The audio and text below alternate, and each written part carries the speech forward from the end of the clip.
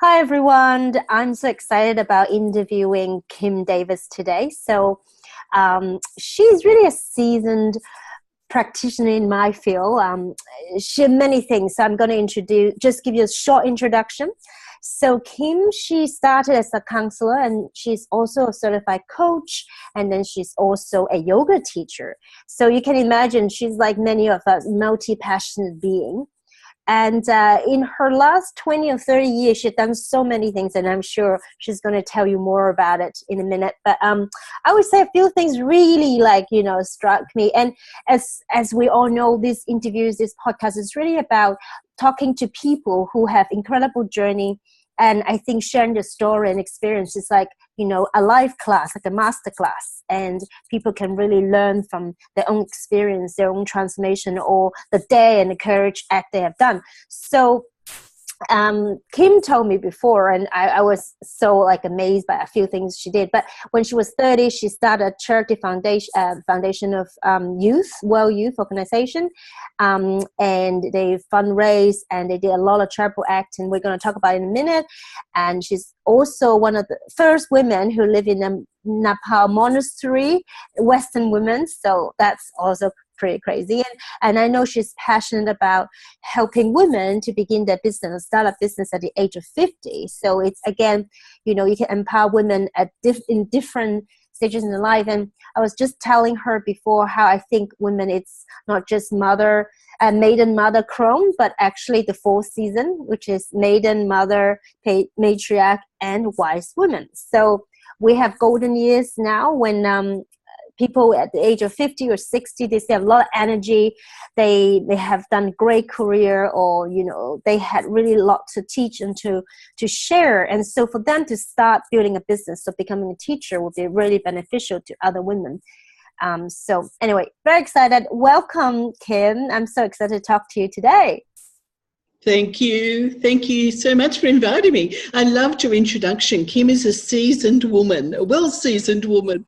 And I thought that's fantastic because, yes, I am. I'm very proud of the fact that I'm now in my 60s. I've had the most incredible life, which I'm very, very grateful for every day. And still very passionate about supporting other women, my age group and younger, to have a fantastic life journey. It's so short and we've got to make the most of it.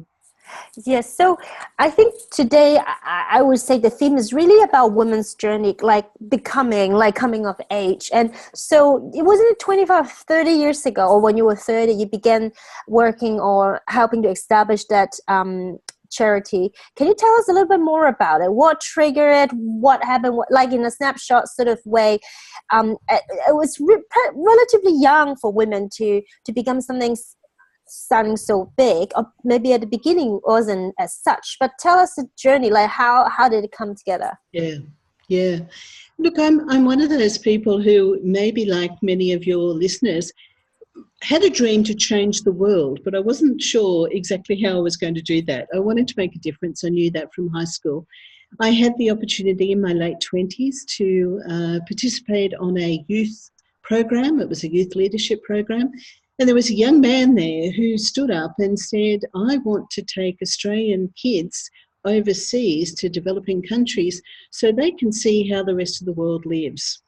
And there was a lot more, obviously, to his dream and his passion, but he had no idea how to do it. I certainly had no idea how to do it. But together and with a group of other family and friends, we created this fantastic charity, which is still going today, and people can check it out and still be involved in whatever way they would like. So it all started from a dream or an idea, and slowly it grew into something bigger. I think, many things are like that in our life, isn't it? We have an idea, have a dream, and then when you start telling people, I think one of the key things is that if it really comes from your heart and it is serving a greater purpose for others, it's not just get rich fast or get famous quick kind of thing. When that happens, people hear you, they can feel your, whether you're authentic, when you're genuine or not. And when people can really see the bigger purpose behind it, they will support. It's much easier to share that way. And then a small idea can grow so big when there are more people who are answering your call, really. So Yeah. that's amazing. Is that why you became the first Western woman who stayed in monastery in Nepal, essentially? They're linked. Yeah, they're linked, because through that charity, one of the things that we decided to focus on was some fundraising, and we chose Nepal because Nepal at that time, and still is, unfortunately, one of the poorest countries in the world. And so there's over a quarter of the population in Nepal that are living on less than 50 US cents a day. It's really hard for us to imagine what that would be like. So 30 years ago, we decided that Nepal was a place that we really wanted to direct our energies.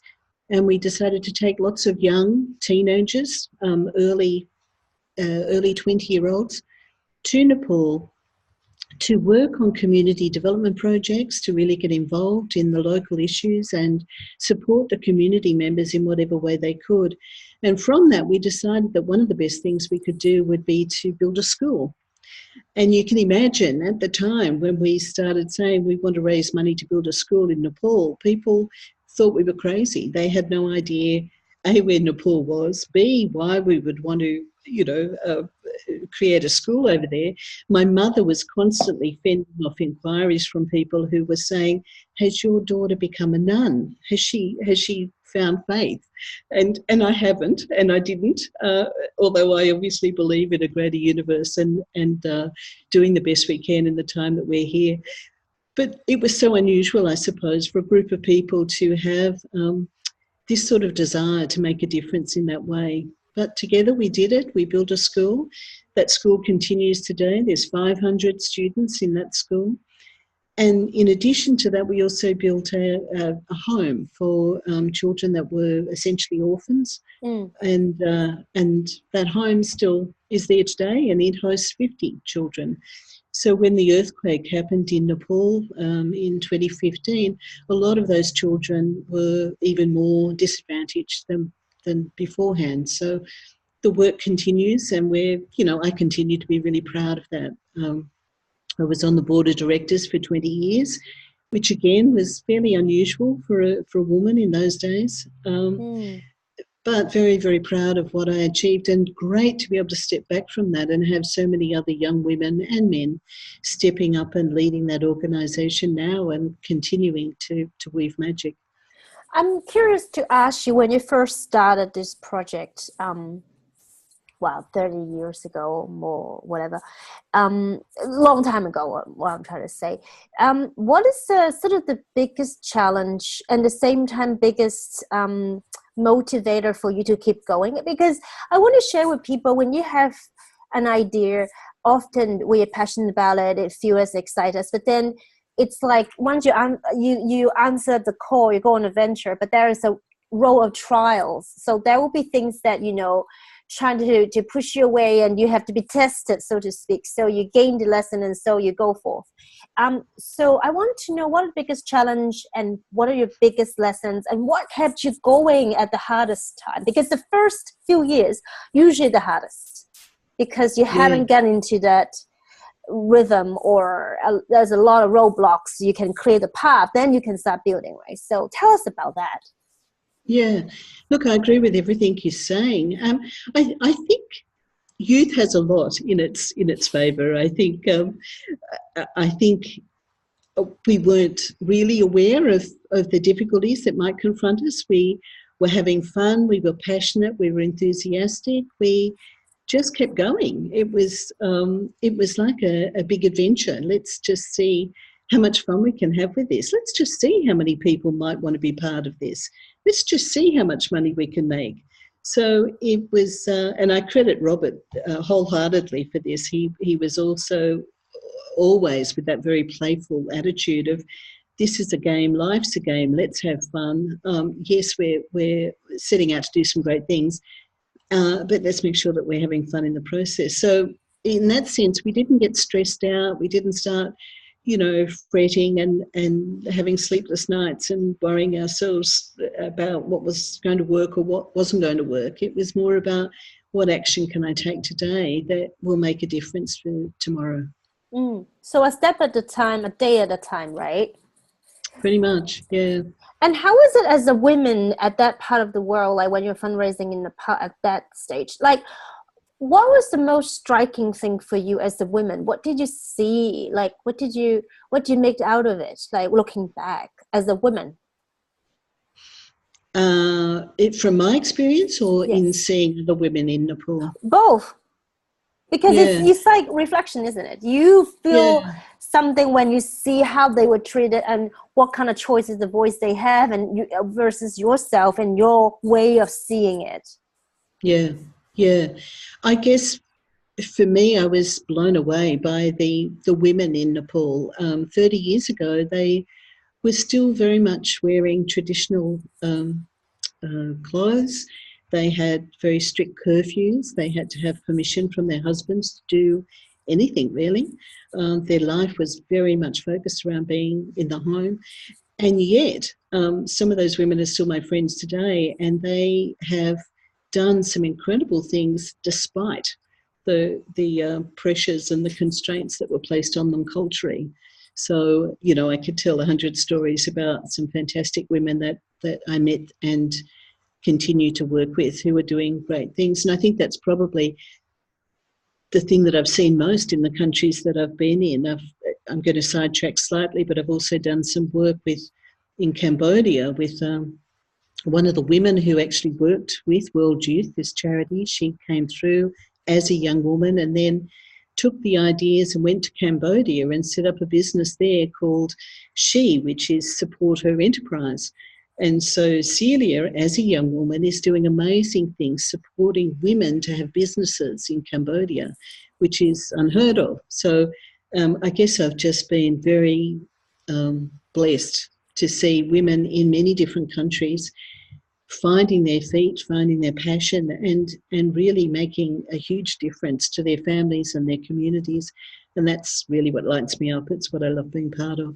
Yeah, could Wow. be. So that's very interesting. So tell us a little bit more. Later on, I know after that, you obviously became a coach and you were also helping women who are a little bit older. I think I read something that you love helping women over 50s to start their own business. And I know you do some business coaching with those people. So tell us a bit more about like why you picked that and what's your experience. Was it because you started something at 50 and you realized that help is needed or something?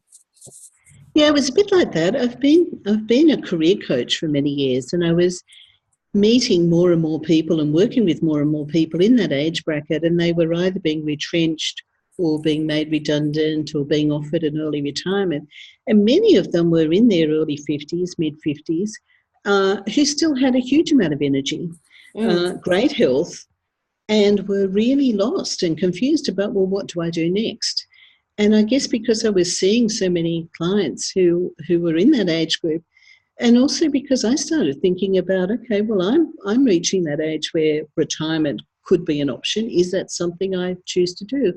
And I guess because I've had such a rich life and it's always been full of different adventures, I couldn't imagine sitting and knitting in a rocking chair. It just, it just didn't light me up at all.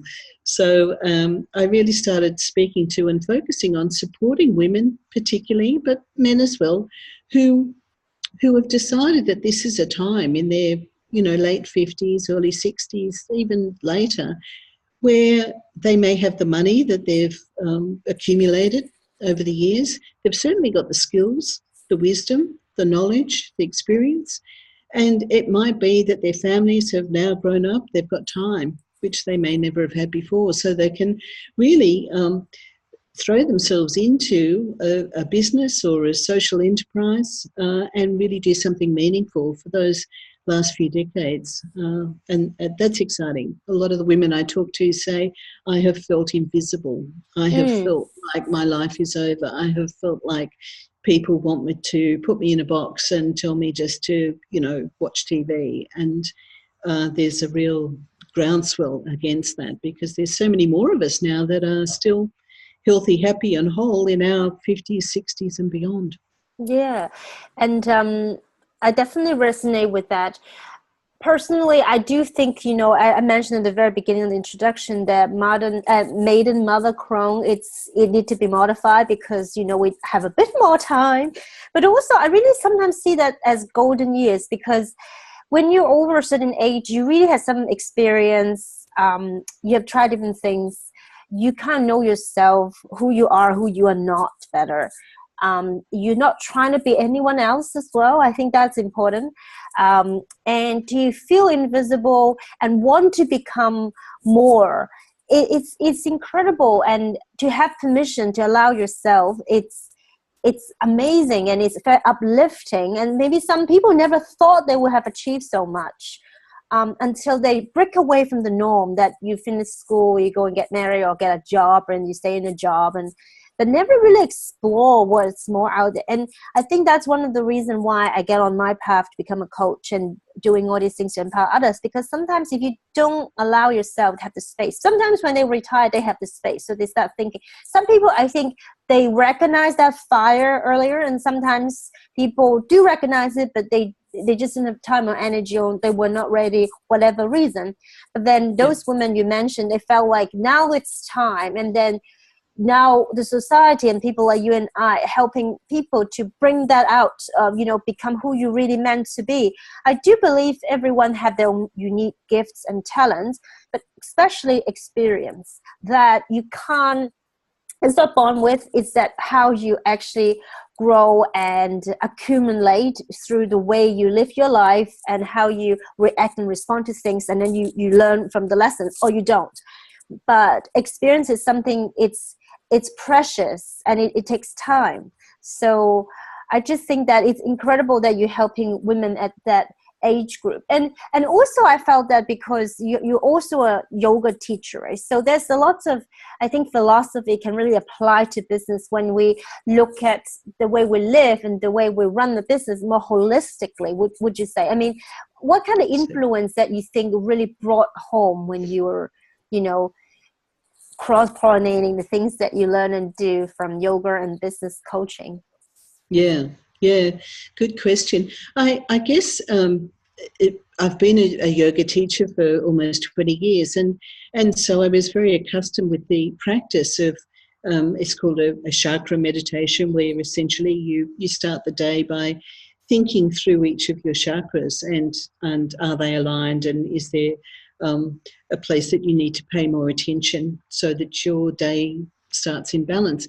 And it occurred to me one day that I was doing this for my body, and I hadn't ever thought about applying that same chakra system to my business.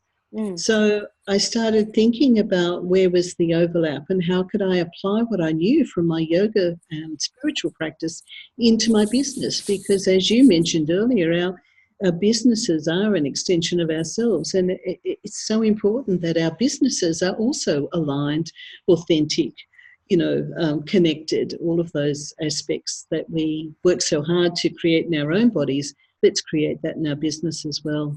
So for people that are familiar with the chakra system, you could pretty easily do an overlap and see how it applies to business.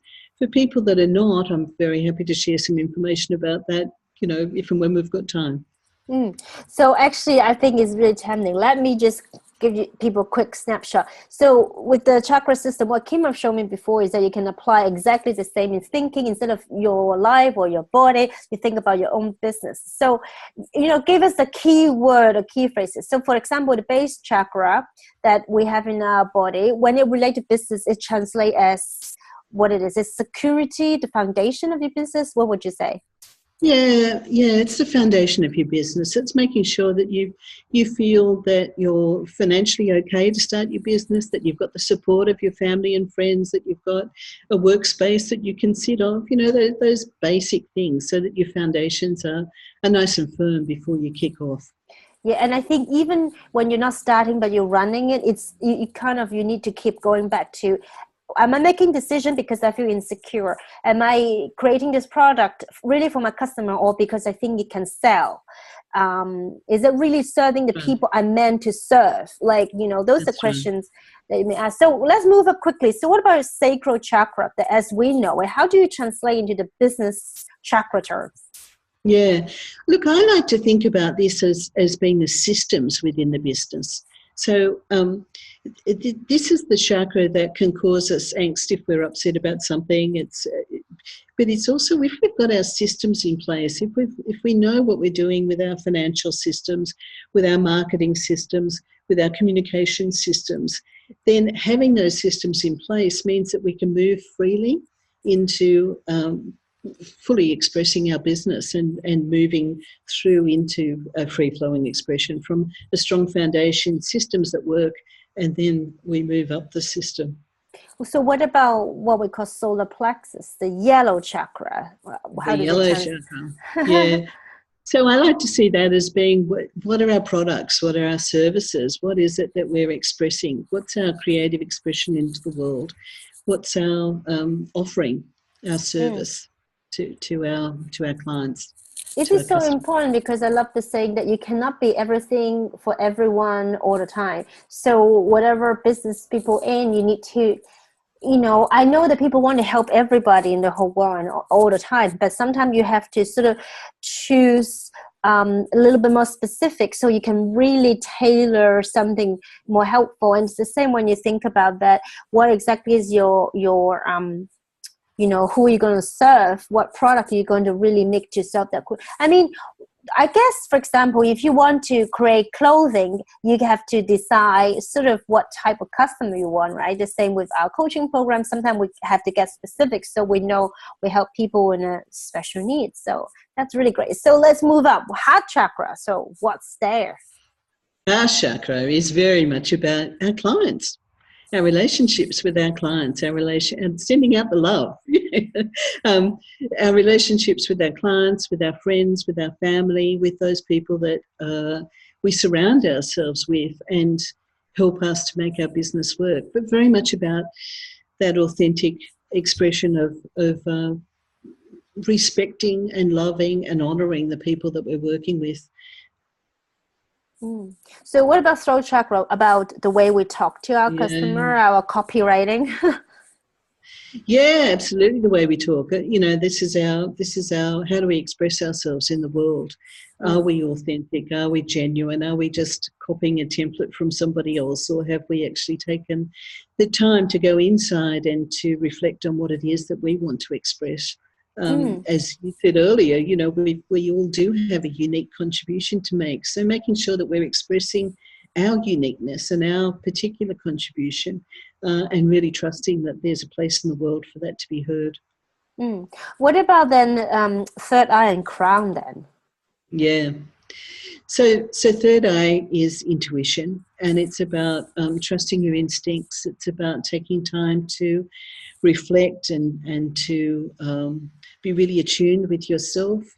It's also about tuning into your inner voice, your inner wisdom, allowing yourself to be positive in what you say to yourself, encouraging yourself, supporting yourself.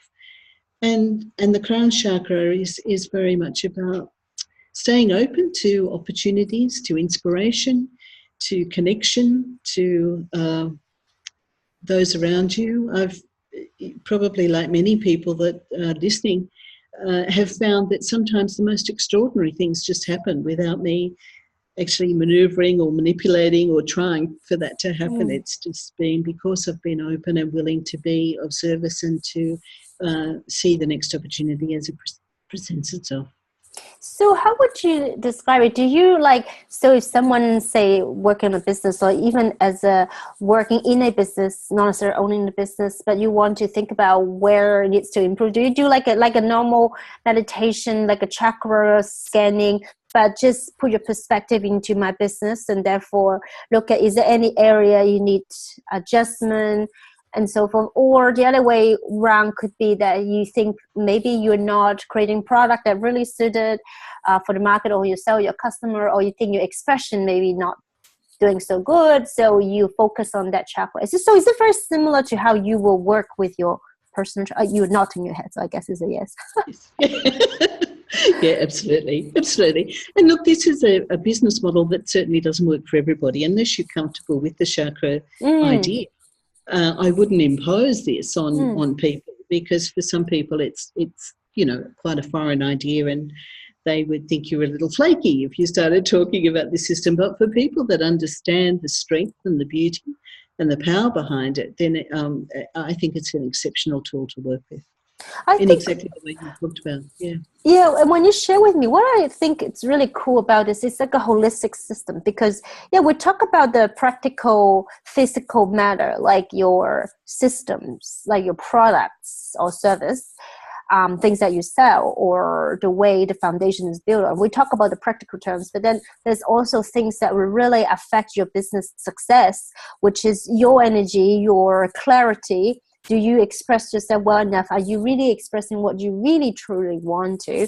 Are you open for opportunities? Or are you fixated on the outcome? I think, to me, it makes a lot of sense if someone looking at business in a more holistic way, because I think it's also a living thing. It's not like a thing that's dead. Like, it has an energy on its own. Sometimes, whether we're writing a book or we're creating a business, it's energy, right? Everything is energy. So I think it makes a lot of sense. Yeah, absolutely. Absolutely. And as you know, from understanding the chakra system, it's all about making sure that everything is in balance and everything is free flowing, and that energy, as you say, can move easily from your foundations right the way through. And the inspiration from your chakra can flow all the way down to be rooted in firm foundations in your business. Cool.